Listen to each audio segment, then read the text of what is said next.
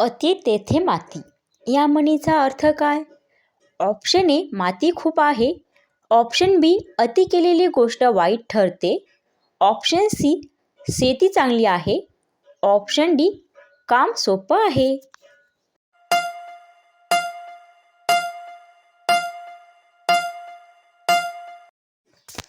उत्तर आहे ऑप्शन बी, अति केलेली गोष्ट वाईट ठरते.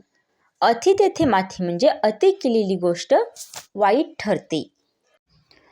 थेंबे थेंबे तळे साचे याचा योग्य अर्थ कोणता?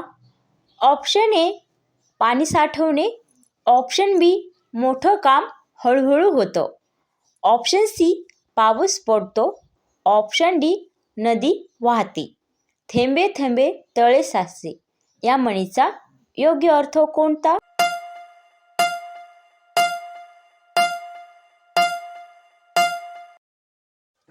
आपल्या प्रश्नाचं उत्तर आहे ऑप्शन बी, मोठं काम हळूहळू होतं.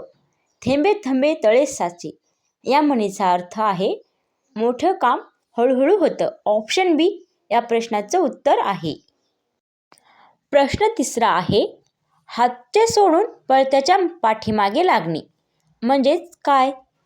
ऑप्शन ए पळणे, ऑप्शन बी असलेलं सोडून अनिश्चित मागे धावणे, ऑप्शन सी खेळ खेळणे, ऑप्शन डी प्रवास करणे. हातचे सोडून पळत्याच्या पाठीमागे म्हणजेच काय? म्हणजे या म्हणीचा अर्थ काय होतो? ऑप्शन पळणे, असलेले सोडून अनिश्चित मागे धावणे, खेळणे, प्रवास करणे.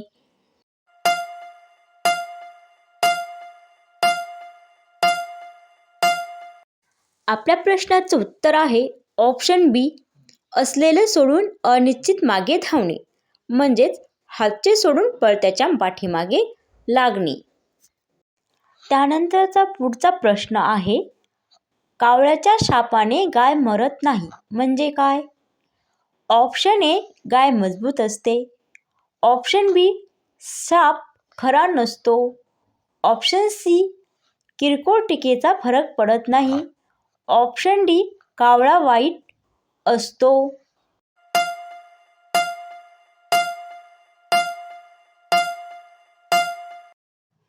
तुमच्या प्रश्नाचं उत्तर आहे ऑप्शन सी, किरकोळ टीकेचा फरक पडत नाही म्हणजेच कावळ्याच्या शापाने गाय मरत नाही.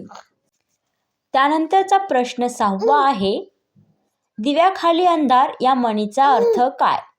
ऑप्शन ए दिवा बंद आहे, ऑप्शन बी जवळची गोष्ट लक्षात येत नाही, ऑप्शन सी अंधार जास्त आहे, ऑप्शन डी रात्र आहे.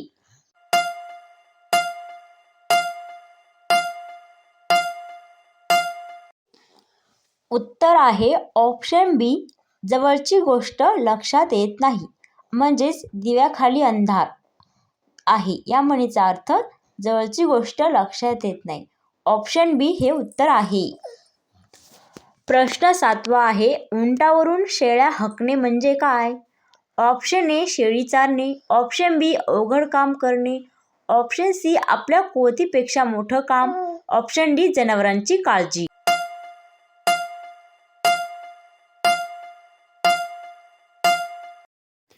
उत्तर आहे ऑप्शन सी, आपल्या कुवतीपेक्षा मोठं काम म्हणजेच उंटावरून शेळ्या हाकणे होय. प्रश्न 8वा आहे, घरचा आहे म्हणजे काय? ऑप्शन ए सणाचा आहेर, ऑप्शन बी बाहेरून आलेली भेट, ऑप्शन सी आपल्याच माणसाकडून मिळालेला त्रास, ऑप्शन डी सोनं.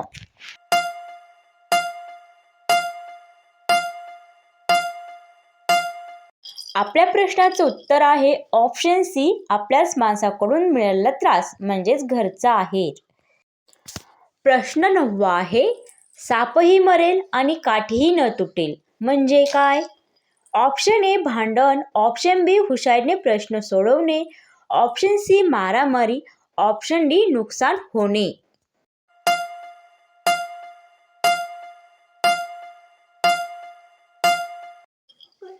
आपल्या प्रश्नाचं उत्तर आहे ऑप्शन बी, हुशारीने प्रश्न सोडवणे म्हणजेच सापही मरेल आणि काठीही न तुटेल. त्यानंतरचा पुढचा प्रश्न आहे 10वा, पाणी पाहून पाऊल टाकावे म्हणजे काय? म्हणजेच या म्हणीचा अर्थ काय होतो? ऑप्शन ए पाण्यात चालणे, ऑप्शन बी विचार न करता कृती करणे, ऑप्शन सी परिस्थिती समजून वागणे आणि ऑप्शन डी पोहणे.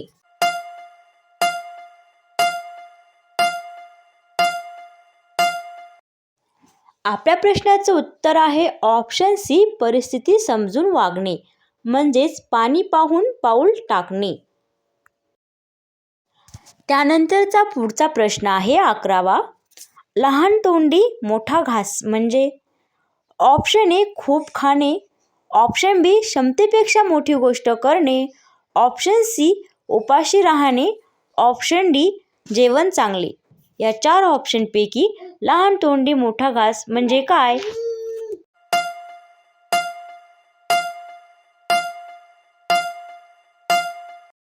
आपल्या प्रश्नाचं उत्तर आहे ऑप्शन बी क्षमतेपेक्षा मोठी गोष्ट करणे म्हणजेच लहान तोंडी मोठा घास होय. ऑप्शन बी हे आपल्या प्रश्नाचं उत्तर आहे, क्षमतेपेक्षा मोठी गोष्ट करणे. प्रश्न 12वा आहे एक ना धड भाराभर चिंध्या म्हणजे काय? ऑप्शन ए स्वच्छ कपडे, ऑप्शन बी अर्धवट काम, ऑप्शन सी नवीन गोष्ट, ऑप्शन डी मेहनत.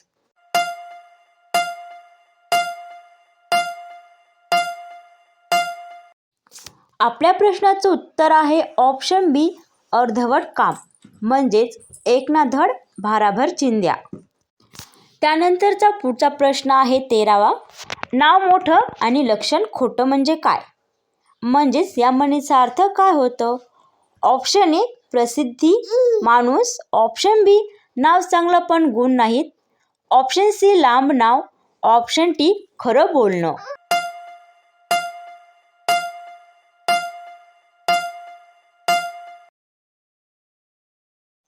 आपल्या प्रश्नाचं उत्तर आहे ऑप्शन बी नाव चांगलं पण गुण नाहीत म्हणजेच नाव मोठं आणि लक्षण खोटं. त्यानंतरचा पुढचा प्रश्न आधी पोटोबा मग विठोबा म्हणजे काय?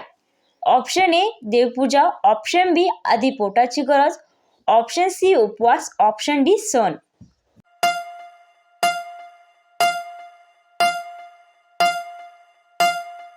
आपल्या प्रश्नाचं उत्तर आहे ऑप्शन बी आधी पोटाची गरज म्हणजेच आधी पोटोबा मग विठोबा. प्रश्न 15वा.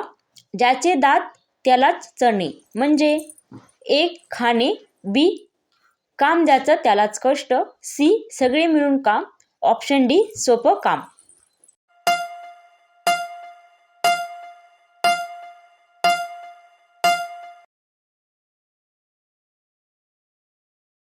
आपल्या प्रश्नाचं उत्तर आहे ऑप्शन बी काम ज्याचं त्यालाच कष्ट म्हणजे ज्याचे दात त्यालाच चणे.